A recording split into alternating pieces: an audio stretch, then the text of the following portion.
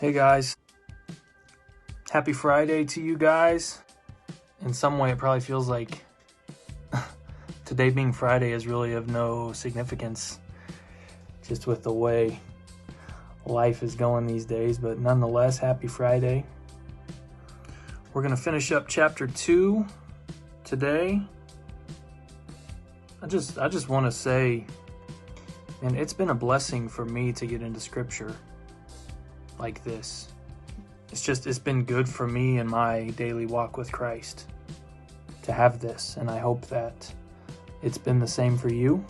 Hope it's been a blessing, and we're going to keep on rolling with it, so keep looking out for these videos to keep coming. Let's jump into John 2, starting in verse 13. When it was almost time for the Jewish Passover, Jesus went up to Jerusalem. In the temple courts he found people selling cattle, sheep, and doves, and others sitting at tables exchanging money. Let's start by talking a little bit about what Passover was.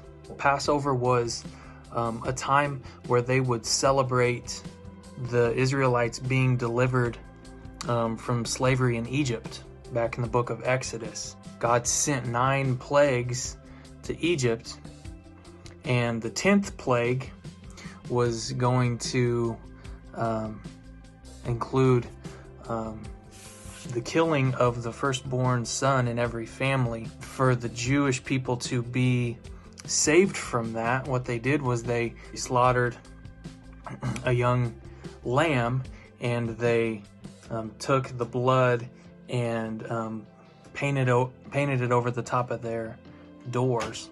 And when the angel of death came through, it would see the blood on the doorpost of the Israelites, and it would pass over their house, which is where we get the term Passover. So every year there was this big celebration in the nation of Israel, celebrating when the blood of the lamb, which is also a term that Jesus uses for his sacrifice later, but when the blood of the lamb saved the Israelites from the firstborn son being killed.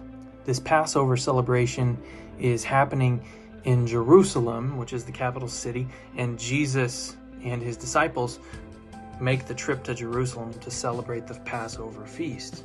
And Jesus is in Jerusalem and in the temple courts, which would be kind of like our church buildings. Jesus goes and he finds people selling cattle, sheep, and doves, and others sitting at the tables exchanging money. Well, they were selling these animals to people to be used as sacrifices. If you're going to make a big, long trip on foot, most likely, to Jerusalem, it's kind of inconvenient to be carrying these big animals with you, so those people would sell them. And they were doing it in the temple courts. And as we're going to find out, Jesus was not too thrilled about that. So he made a whip out of cords and drove all from the temple courts, both sheep and cattle. He scattered the coins of the money changers and overturned their tables. To those who sold doves, he said, "Get these out of here. Stop turning my Father's house into a market." His disciples remembered that it is written, "Zeal for your house will consume me." Here we see Jesus get angry, right? He makes a whip out of cords and he drives all from the temple courts, not just the people, but the animals. He gets them all out of the temple courts. He scattered the coins of the money changers and overturned their tables, grabbing a table and just flipping it over. Like, that's a picture of somebody who is angry, right? You know, people were supposed to come to the temple to worship God, and he says, "Stop turning my Father's house into a market." We're going to talk a little bit more about that here in just a bit. And then in verse 17 it says, his disciples remembered that it is written, "Zeal for your house will consume me." Challenge for you guys, go find where that was written in the Old Testament. The Jews then responded to him, "What sign can you show us to prove your authority to do all of this?" Jesus answered them, "Destroy this temple, and I will raise it again in 3 days." They replied, "It has taken 46 years to build this temple, and you are going to raise it in 3 days?" But the temple he had spoken of was his body. After he was raised from the dead, his disciples recalled what he had said. Then they believed the scripture and the words that Jesus had spoken. So the Jewish leaders come to him after he's driven everybody out and says, "Hey, show us a sign to prove that you have the authority to do all this. Show us a miracle, a sign, something." And I love Jesus' response. "Destroy this temple, and I will raise it again in 3 days." And we can see that he's talking about his physical body. And we know, because we can read the rest of the book and probably know the rest of the story, that they do destroy his body, and it is raised in 3 days, right? When he is crucified, dies, and then is resurrected on Easter Sunday. But what if they had taken him up on what they thought he meant? What if they actually destroyed the temple that they were in that moment? Like, just torn it down, like taking him for his word. Okay, we're going to destroy it. Go ahead, raise it in 3 days. I mean, obviously we know he could easily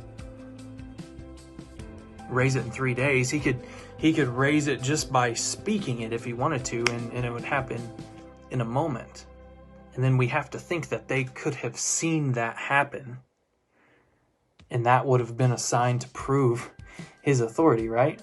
I mean, obviously when he says that, they all think that he's just crazy. It's taken us 46 years. How are you going to do it in 3 days? But ultimately he was speaking about the temple of his body.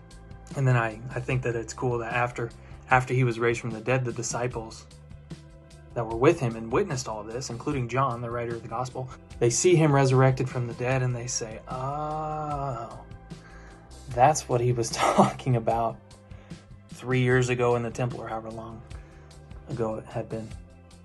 Now, while he was in Jerusalem at the Passover festival, many people saw the signs he was performing and believed in his name. But Jesus would not entrust himself to them, for he knew all people. He did not need any testimony about mankind, for he knew what was in each person. So we see that while he was in Jerusalem for the Passover festival, he was performing miracles to some extent, right? Like people, it says in verse 23, many people saw the signs he was performing and believed in his name. Jesus would not entrust himself, is what it says. I think the only people that he truly entrusted himself to were his disciples. Well, he knew that, yeah, they were believing in his name because of the things that they were seeing. Believing in his name involved so much more than just something that they were thinking or something that they were seeing. It involved giving him their lives, and the disciples were really the only ones who were probably truly ready to do that. And Jesus knew this. You guys are just amazed at the things that I'm doing. You're not ready for the level of commitment that is required to truly be a follower of mine. I think probably the biggest thing that I take away from this is, well, a few things probably, but first, it's okay to be angry about things, as long as our anger doesn't lead us to do things that are sinful. Like Jesus is an example of somebody who is angry here in this passage. But what kind of things made him angry?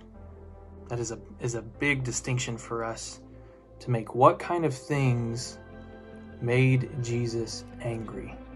And you can see all throughout Scripture, or all throughout the Gospels, that Jesus is mistreated a lot. Jesus is ridiculed a lot. Ultimately, Jesus he's tortured and murdered. But we don't see Jesus getting angry about those things. What things do we see Jesus getting angry about? When people are disrespecting the Father. That's when Jesus gets angry. I think it's such a great example that Jesus was saying, man, mistreat me. You can do things to me, and I'm not going to get upset about it. But when you disrespect my Father, that's not going to sit well with me. So now flipping that to my life and thinking about myself, what kind of things make me angry? Do I get angry when people mistreat me? Yeah. Do I get angry when people ridicule me or things happen to myself? Yeah. But when people are doing things that attempt to bring down the name of my God, do I get angry about those things? And angry enough to the point like Jesus is here, where he does something about it.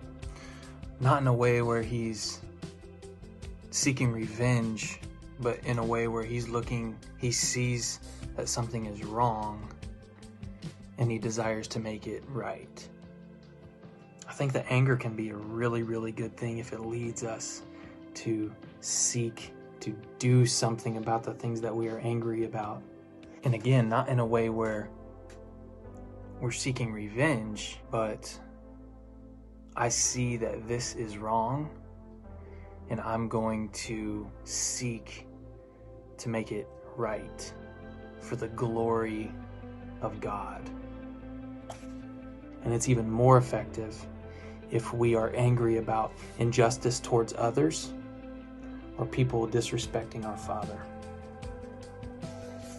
So your challenge for today, there's actually temple cleansing accounts where Jesus goes into the temple and drives people out because they're doing things there that they shouldn't be doing. There's accounts of that in the other Gospels, and I want you to go and find those. And then, do you think that the accounts in the other Gospels are the same as the account we have here in John? Is it the same occurrence, or does he do this multiple times? I want you to go and explore and see what you think. That's all for this time. We'll see you guys.